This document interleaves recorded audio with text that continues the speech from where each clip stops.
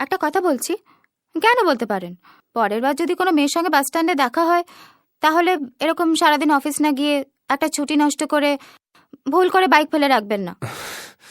এতটা ভালো হবেন না, একটু চালাক হবেন। যথা আজ্ঞা।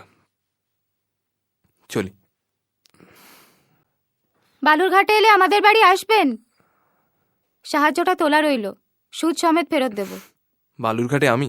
ঠিক আছে, যদি কখনো যাই তাহলে সাহায্যটা ফেরত দিলেই হবে, সুদটা লাগবে না। ধরা দিল কে অল্প চাওয়াতে,